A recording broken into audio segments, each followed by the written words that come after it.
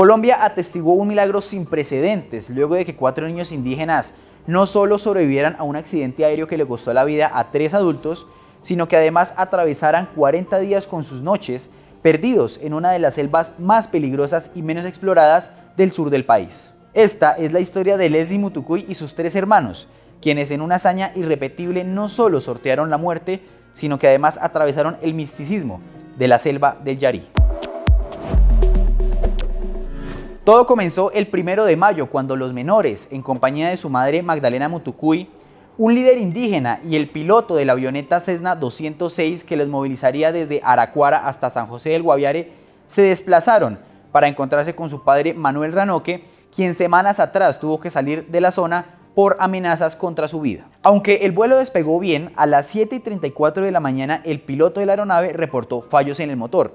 Tras 1 hora y media estando en el aire, la señal de la avioneta desapareció cuando sobrevolaba el imponente río Apaporis. Tras conocerse la emergencia, Manuel Ranoque, compañero de Magdalena Mutucuy y padre y padrastro de los menores, prendió las alertas y logró el despliegue de un gran equipo de rescatistas que se movilizó a la zona.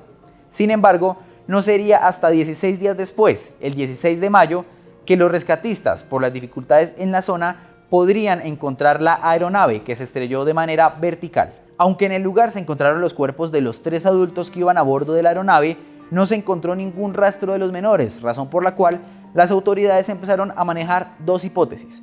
La primera, que los menores se encontraban con vida y estaban explorando la selva en busca de ayuda, o la segunda, que durante el accidente los cuerpos de los niños habrían salido de la aeronave y se encontraban dispersos a lo largo del terreno.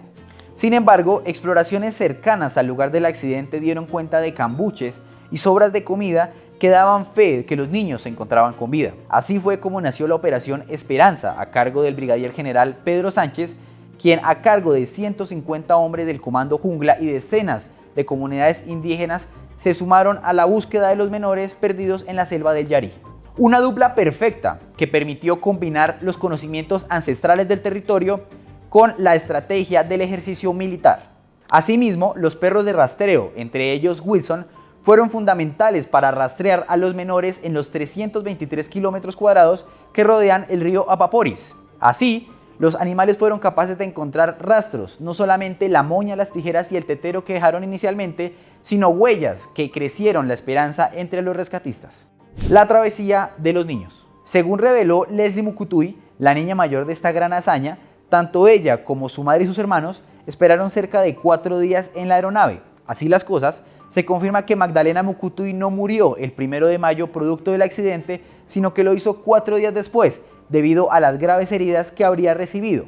La mujer, antes de morir, le pidió a los menores salir en busca de ayuda. Así las cosas, entre el 4 y el 5 de mayo, los menores habrían empezado su travesía por la selva del Guaviare, y en ese sentido, Leslie, como indígena Huitoto, tuvo una ventaja estratégica debido a sus conocimientos de la región, de los alimentos y las plantas que allí se registran y además del racionamiento de la comida que llevaban desde el avión.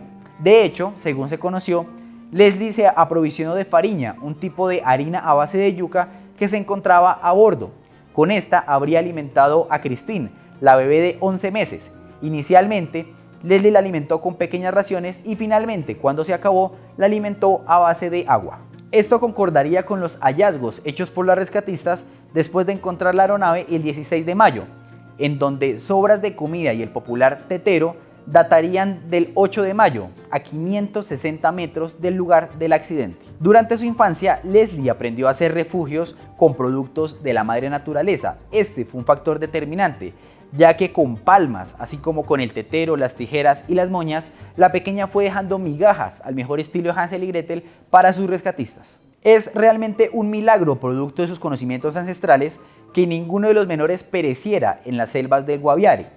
De hecho, según han comentado los rescatistas, en la zona es común ver tigres, tigrillos, así como serpientes venenosas e insectos que podrían acabar con la vida. Uno de los rescatistas señaló que en la zona es popular una araña que con la mordedura es capaz de matar a una persona en menos de 3 minutos. Respecto al suministro del agua, que en la zona suele estar expuesta a virus y bacterias, se presume que los menores se alimentaron con el agua lluvia. En la región es muy popular que las lluvias se extiendan hasta por 17 horas.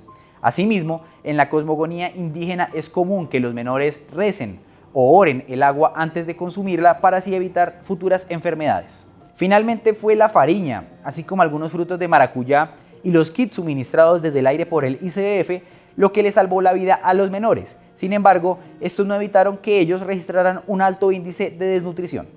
Mitos y leyendas detrás de la desaparición. Después de que se conoció que los menores salieron con vida del fatal accidente y emprendieron su caminata por la selva, se tejieron muchos mitos y leyendas alrededor de su desaparición.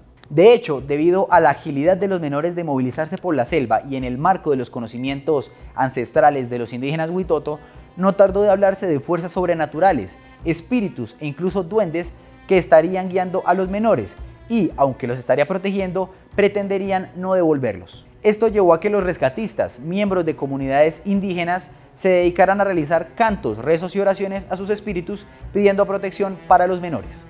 Según Fidencio Valencia, abuelo de los menores, fueron los duendes quienes los acompañaron durante los 40 días en la selva y quienes los mantenían ocultos de los rescatistas.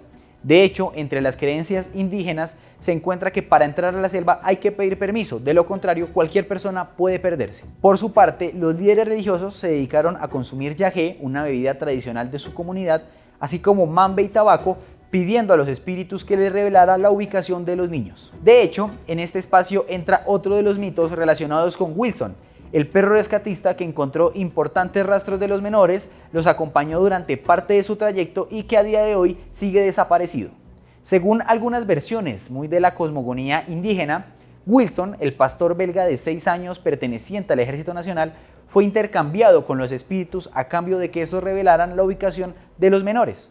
Esto explicaría las versiones de algunos rescatistas del Ejército Nacional que señalaron que después del 18 de mayo, día que desapareció Wilson, varios miembros de la búsqueda lo vieron desde lejos, aunque el animal se mostró esquivo y no quiso acercarse a sus entrenadores. Esto querría decir que el espíritu de Wilson los estaría guiando hacia la ubicación de los niños. Como dato curioso, después de ser extraídos de la selva, tanto taitas como mayores indígenas les realizaron limpias y baños a los niños, según ellos, para agradecer a la madre selva y reconectarlos con este plano. Más allá de si estos mitos y creencias son ciertos o no, lo que sí queda claro, según versiones de los menores, es que Wilson los acompañó en una parte de su camino.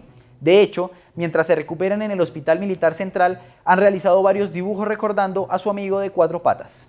La historia no contada. Luego de que el pasado 9 de junio se conociera el rescate de los 4 menores de la selva del Guaviare, se han conocido graves fricciones entre sus familiares. Aunque Manuel Ranoque, padre y padrastro de los menores que permanecieron perdidos en la selva, fue uno de los hombres que lideró el proceso de búsqueda y rescate, se han conocido graves denuncias en su contra por presunta violencia intrafamiliar y maltrato en contra de su excompañera, la señora Magdalena Mucutuy. Específicamente, las denuncias vendrían de parte del abuelo de los menores, el señor Narciso Mucutuy, quien señaló que el hombre habría golpeado a su compañera en reiteradas oportunidades. Por su parte, el señor Manuel Ranoque ha desestimado estas afirmaciones y en cambio ha denunciado ser víctima de amenazas por parte del Frente Carolina Ramírez de las disidencias de las FARC. Por ello, pidió protección tanto para él como para sus hijos, así como vivienda digna y educación.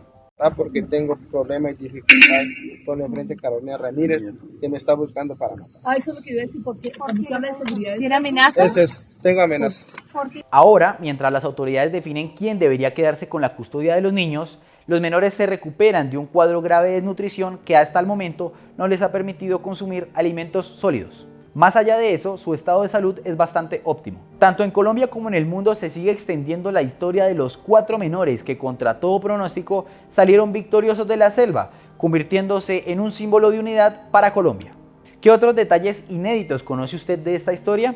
Cuéntenos en la caja de comentarios y recuerde leer esta noticia completa en quienique.com. El placer de saber, ver y oír más.